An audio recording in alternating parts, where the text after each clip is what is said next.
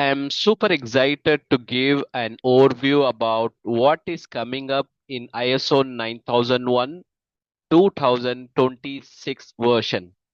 And the current version, let's discuss briefly on the current version. Current version, we have that 2015 version we have that is based on 10 classes. The class number one is scope, two is normative reference, three is terms and definition, and the mandatory. There are seven mandatory classes. Although it starts from class number four, that context of the organization. Number five is leadership. Number six is you have planning. Number seven you have support. Number eight is operation. Number nine is performance evaluation, and the lastly you have 10, that is improvement. And a coin has two sides, right? Exactly in the same thing. The ISO 9001 2015 brought a concept about very balanced approach about process approach. In process approach, you may translate as a different ways like SIPOC, supplier input process output customer, or PDCA, plan do check act, or you may translate as we can have main function, supporting function, how we can integrate with the customer requirement to satisfaction and so on, right? So you can translate in multiple ways. And then you have a risk based thinking, although it was there in the previous version but it was not explicited. It was all about implicit requirement where then now it was elaborated in the current version. And let me give you one class number called 6.1, action to address risk and opportunities, right? So we need to know the severity, likelihood, and so on and so forth. That was all about the structural or the process. I mean, the standard was revolving around these two concepts. And then it was fifth edition, and the last edition was happened on revision, meaning the structural got changed. 8 classes became 10 classes, and so on. And in future, only time will answer whether it's going to be a tweak, that is small change, the verbal change, or is going to be a textual change, or is going to be the complete change. Let's wait and see on that. Let's go through that what is there in ISO 9001 2015, where it is getting improvised so that we will get a better idea. So take an example of ISO 9000 2015, the current version. It was based on customer satisfaction. If you look at that seven quality management system principle, the first principle is customer satisfaction, right? There is a direct class number called 9.1.2 that was all about how you enhance the customer satisfaction. And then there is a citation about how, in which are all the ways you can do, for example warranty analysis you can do. And then the you can do that gift analysis, you can meet customer in person and find out what customer wants, all that. There are different note or the tips has been given directly in the standard. And now that is getting changed to customer experience, right? When you say customer experience, we always say that not only meeting that stated requirement, and not only you need to know the risk management everything, you need to go beyond your documentation requirement, right? How you can have a personal bond, and you need to satisfy the customer and have the great customer experience and so on, right? There is a one concept called Malcolm Baldrige that is known for to have a great customer experience. That is going to come up. Let's see how. And I'm super excited to know what are the requirement may come up as form of customer experience.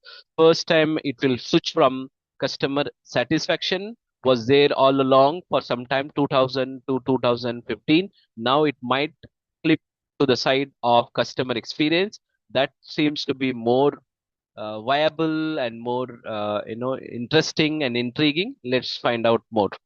And the second one is the risk based thinking. Although it was there, unlike the you have an automotive standard, that is IATF, International Automotive Task Force, where we have been asked to maintain the FMEA, failure mode effect analysis, and then control plan and so on.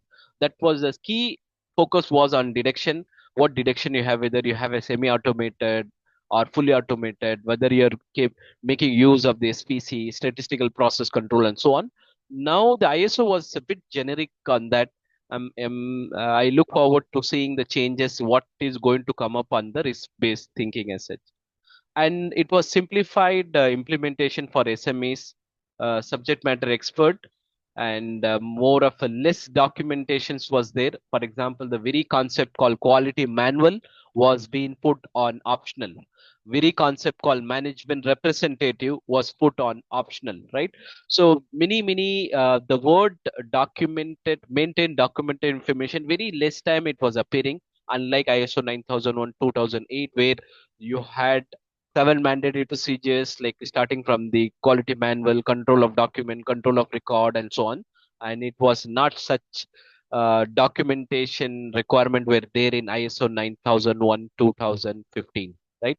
No mention of emerging technologies. When you say emerging technologies like AI or any cutting edge technologies we have, so there was not mention about risk and how we need to foresee and planning. Although 6.3 was there, planning of changes, but was not too much elaborative in nature in the current version.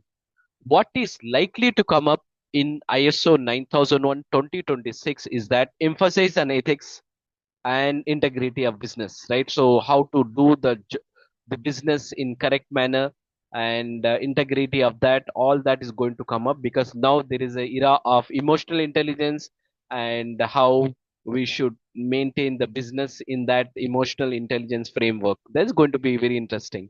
And then customer experience, as I said, that the current version is that directly class we have 9.1.2 customer satisfaction. That is going to change to customer experience. I'm super excited on that. And then enhance risk management. Maybe there might be a citation, or the reference may come from ISO 27000 standard, because that is meant for risk management as such. Inclusion of sustainability and climate change, although there is a class number 7.1.5 that was environment was there, and that was we translated as pestle, PESTLE, and political environment, and you have a change, I mean legal change and technological change and environment change and all that. Now this will be more into that CSR, corporate social environment responsibility, the wastage of water, and how you protect the environment. Lot many more things going to come up, so that we'll see on that point as such. So in integration of emerging technologies, how you can integrate the technologies. For example, you have Microsoft within the same, whether you have a SharePoint, whether you have Excel, we can integrate through the connector. Same like that, we can have the integration of emerging technologies. Let's see that what more guidelines and the requirement are come in this particular class or sections. And then the lastly, we have integration of emerging technologies. This is super important. Now we are in the era of artificial intelligence and RPA, robotic process automations, and so on. And I think this is the right time to bring those requirement, and super excited. When we go along with this ISO 9001, ISO 9001 is incompleted without without its annexure, right? So we have ISO 9000, that is fundamental vocabulary, that likely to be changed. That's what we have seen the pattern with all along. When the ISO 9001 is changing, of course the fundamental vocabulary get changed. Similarly, ISO, the auditing management and auditing technique, everything will change also as well. So that is ISO 19011, guideline for auditing management system. Let's see the next slide. So let's talk about, before we go for the sixth edition, what is on its way. Let's find out how it started, the ISO 9001. ISO 9001, as you can recall, that it all started from 1987, and it came from the military concept, and it was more of procedure based thinking and so on, right? And then there is a tweak happen, same structure, 20 classes will continue, but there is a tweak happen, and 2000 structural changes happens. The 20 classes became 8. It was more from the management, more from the business perspective, more from the customer perspective, and so on. 2008 again, that tweak happened. That when you say tweak, the wording get changed. For example, perception word, continual improvement, and so on and so forth, right? So this has been added, and 2015, that's what I briefed in the previous slide, and that was 8 classes became 10 classes, so 7 are mandatory classes there. Now let's see that what is going to come up in the 2026, more from the cutting edge, more from customers focus to customer experience, and more from the ethics and integrity and so on and so forth, right? Just to recap a bit, that until 2000 it was all about 90, until 1987 to 95, it was all about quality control.